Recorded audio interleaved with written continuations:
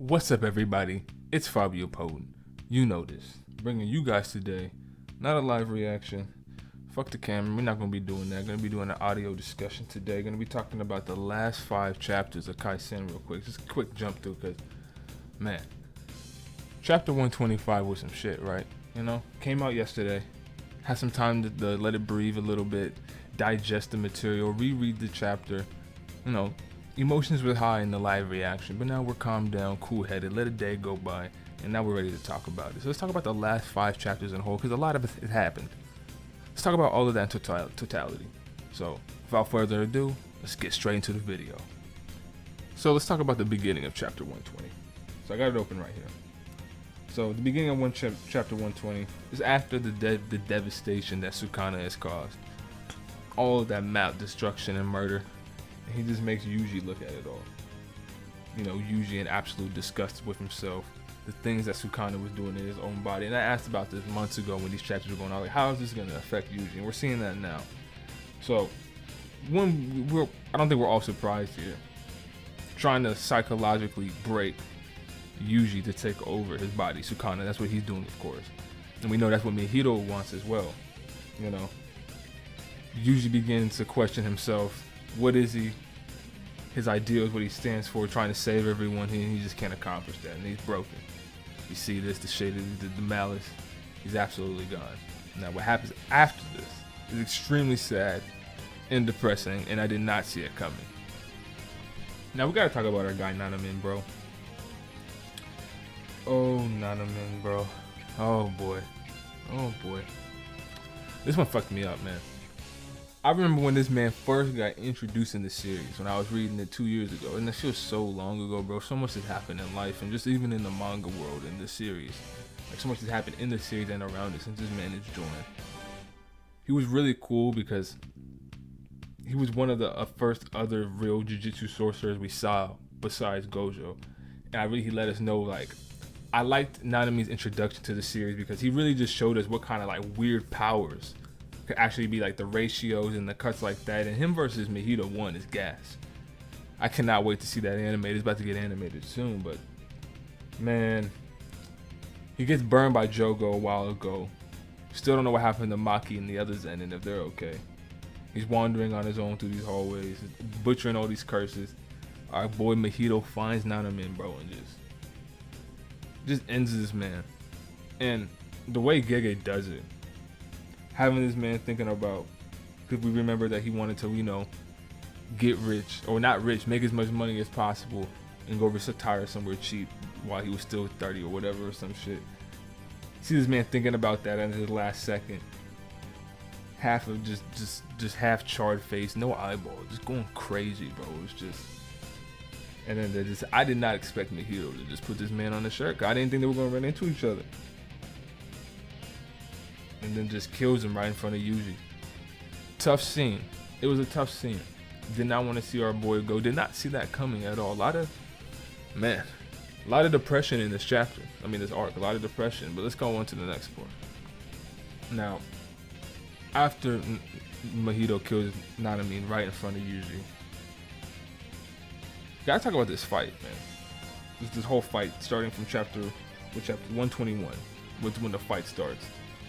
This might be the best fight in the series right now, to me at least. From the choreography and just what it means for Yuji to fight Mahito Part 2. The fight's insane, bro. Gege has gotten like so much better at drawing fights since the beginning of the series, but that's just to be expected, doing the same thing, getting better at your craft. The choreography in this fight is insane. Mahito was pulling out all the tricks and just going crazy and just using the body repel and just going in through the just teleporting through the bodies and doing all that shit. He's just wilding, just absolutely wild. And the thing I like about this the most is not only is Mahito's power cool looking, he used it in a way that's just so satisfying. And you can tell his growth as well. Really love this about Mahito. See, this is why Mahito, at first I really liked him as a Kaisen villain. Like, he was a really good Kaisen villain, but he's really working his way up to being maybe one of my favorite shonen villains of all time. Because not only is he's cunning in the way that he curses people, because I love that he actually does his job. He's a curse. But he's also cunning in the way that he uses his ability. The way he just teleports around through these bodies, using it, absolutely destroying Yuji. Not only manipulating himself, but the things around him. Like, he learned the perfect balance. And I love that. He learned as a villain from his first defeat from Yuji. And that's just somewhat refreshing to see that the villain takes the MC serious and gets stronger himself. And here's the part in this chapter I really like. It's kind of funny. It's kind of funny. It's a pretty funny meme. Yuji, he asked Mahito, how can you play with so many people's lives? How can you? So often, with so many people. Mahito says, would you prefer that I compliment all the reasons for messing their lives and look remorseful the next time I kill someone? I'll be sure to do that, Kay. Here's a simple answer, since you're such a simple guy. And then he turns the hand and just absolutely discussion. Yuji Itadori, you are me. Now see, this is very interesting. And it goes back to the whole idea of curses that we know from the beginning of the series. The curses wanting to replace the humans, thinking that they're the true humans. And honestly, I'm not sure if you guys know this. It's okay. I wonder slightly if Gege took some type of inspiration from like the Shin Megami Tensei video games, because it's like this whole kind of in that shit, the demons are the true desires of people. And in this, kind of in Jujutsu Kaisen right now, the curses are the true people. Like, they're the other sides of humanity that we try to push away. They're still us. Like, all of that is still us. And that's what he's saying here right now. You are me. This murder, this malice, this destruction, this cursing, it's all part of humanity. And it's like, and then he goes on to, this is what I like about this even more. The next thing that he says. Because Yuji says, what the hell? And he says, yes, no need to get so upset every time. 'Tis just a curse spouting nonsense. But you know what? Until you accept that fact, there's no way you'll ever beat me. I don't think that's a hollow threat, and I don't think that's bullshit. I think that's an actual thing. Very interested to see how this goes and what Gege does ultimately with the resolution between humans and curses. Really cool to see this kind of dialogue between two people in the middle of a fight. Absolutely love it. Gege is just, give me that, yeah. Hooping. Now, back to what I was saying about the way Mahito uses his ability. This is probably my favorite way that he uses it in like the entire series. It didn't really hit me until the second time that I read it, just how mad of a man he is. The two people are in Shibuya talking to Yuji. Yuji doesn't know where Mahito went. And they say, hey, there's nowhere safe in Shibuya. Try to stay somewhere. And then this man Mahito punches the shit out of Yuji out of this dude's mouth. Inside, from outside of his body. He reminds me of Bucciarati from JoJo Part 5, straight going into other dudes' bodies and shit.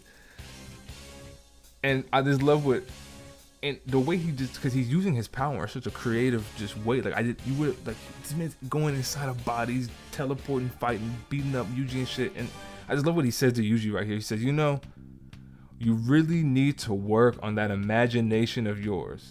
And then takes the other dude, he's like emptying out the dude like he's a sack, and then grabbing the other dude, turning him to a sword. Love this panel of Mahito right here. Might be my favorite one in the series. We usually see him like, the happy, laughing type villain that too seems to be malicious, but right here in this panel right here, he looks like an absolute fucking weirdo, and I love it. Gege doesn't draw him in a funny, silly way anymore.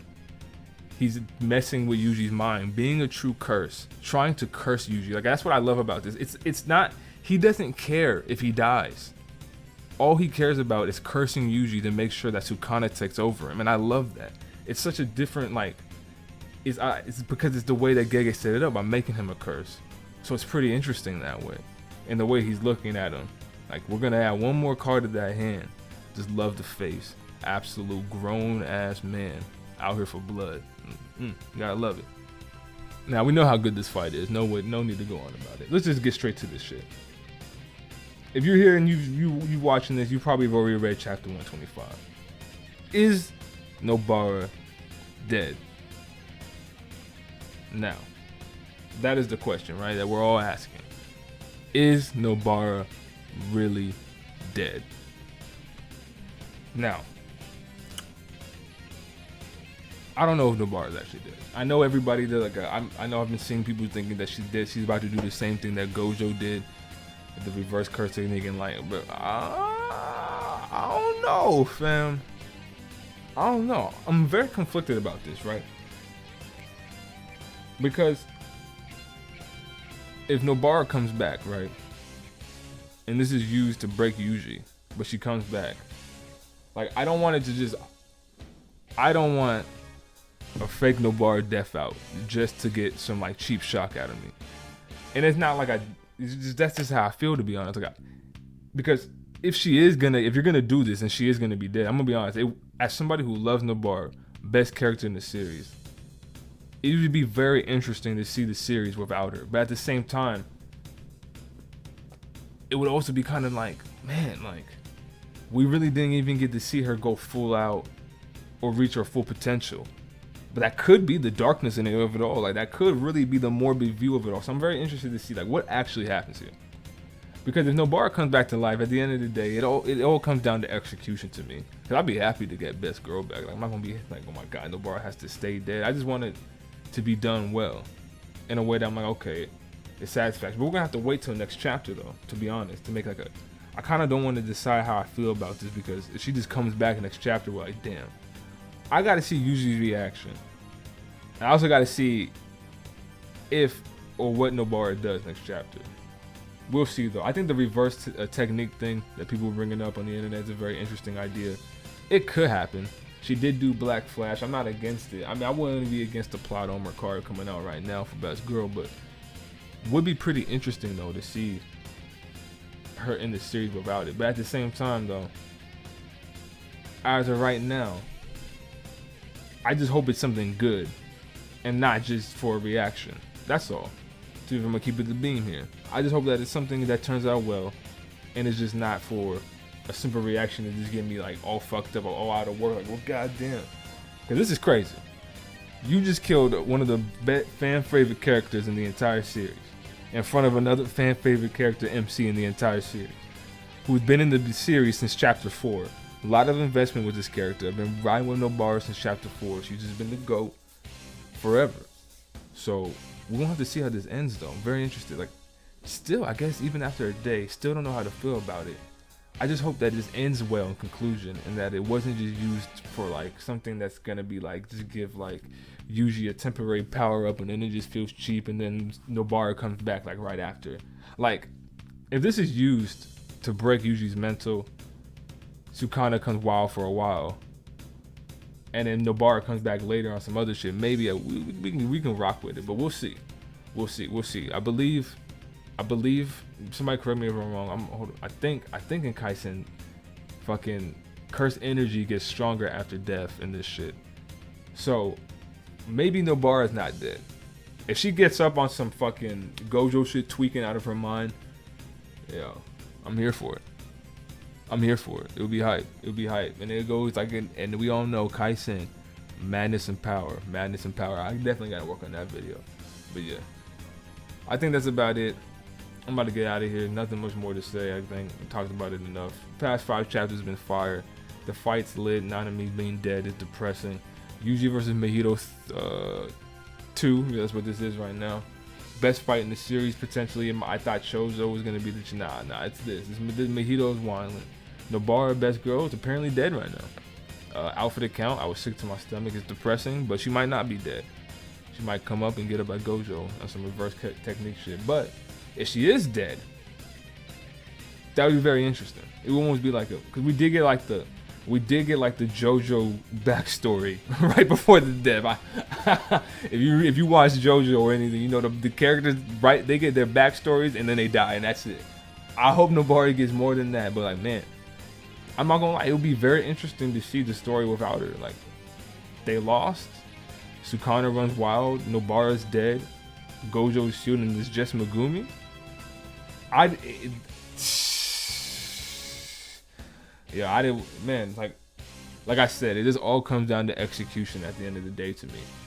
I'm still gonna be sick though if like next chapter Nobara is just like actually like dead, like not moving, blood leaking out of her head. Oh my god, it's gonna be so depressing. But yeah, I'm gonna get out of here. That's enough about that. I'm Fabio Potent. Make sure y'all like and subscribe. Comment down below. What do y'all think? Y'all think Nobara dead was a cap? Nobara dead was a cap. I'm low-key leaning towards cap right now. I'm gonna be honest, I would be interested to see a story of Kaisen without her in it going forward, how that would be.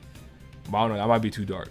And she is very like fan favorite, so people might just burn volume. Even though I love Nobara, people might go crazy, but I think it's cap. I think she's gonna come back. So we'll see. You know, y'all fuck with the fight. How y'all feeling about this arc so far? Man, yeah, how's the anime? Just let me know anything. Yeah, make sure y'all comment, like, subscribe, all that good shit. I'm Fabio Potent. Yeah. I'll see y'all in the next one.